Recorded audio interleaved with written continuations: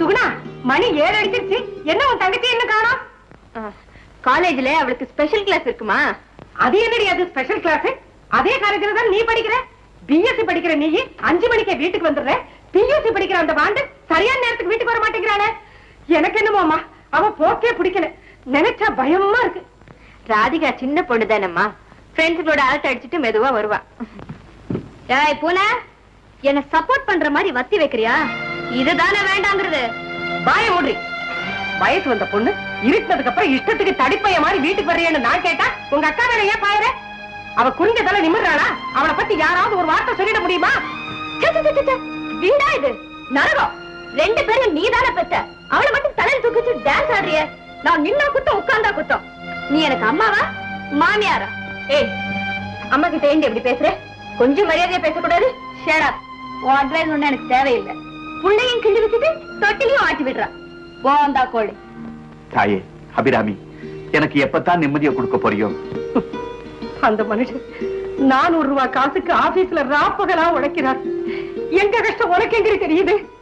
இந்த காலத்துல பொண்ணு கேட்க வர்றவன் அவன் உத்தியோகம் பார்த்து 1ஆம் தேதி அன்னைக்கு கை நிறைய சம்பளம் வாங்கி கொடுப்பாளான்னு எதிர்பார்க்கிறான். இதுக்கு தானே உன்ன விதியேன்னு படிக்க வைக்கிறோம். நாளைக்கு தப்பு தண்டாவாகி ஏதாவது ஒரு பேர் வந்து தொலைஞ்சதுன்னா உன்னை எப்படி நாங்க கதை கேட்க முடியும்? சரி சரி விடுமா, இனிமே அப்படி நடக்க மாட்டா. சரி சரி சாப்பிட வாங்க.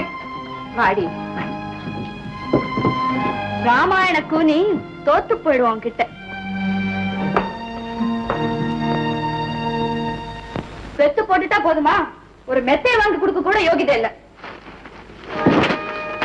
ஒரு பாய உதறனா 9 பாய் உதறுது.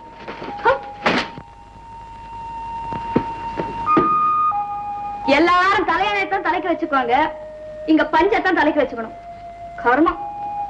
சரி சரி லைட் ஆஃப் பண்ணிட்டு படு.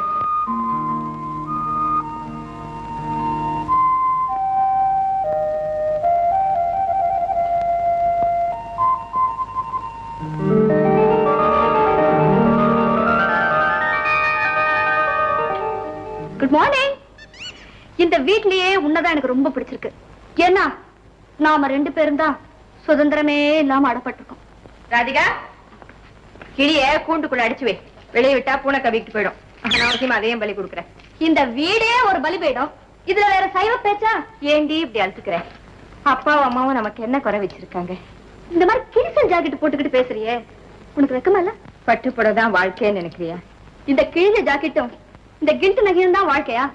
அனுபவிக்க வேண்டிய வயசுல ஏன் இப்படி அவ்வ பாட்டி மாதிரி பேசுற? எழுந்திருச்ச உடனே யுத்த காண்டமா?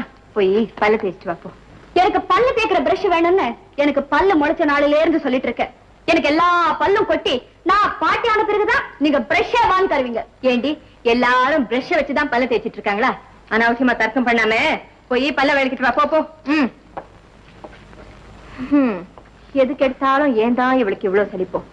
குத்து விளக்கு கோபுரத்து உச்சியை பத்தியே நினைச்சிட்டு இருக்கலாமா?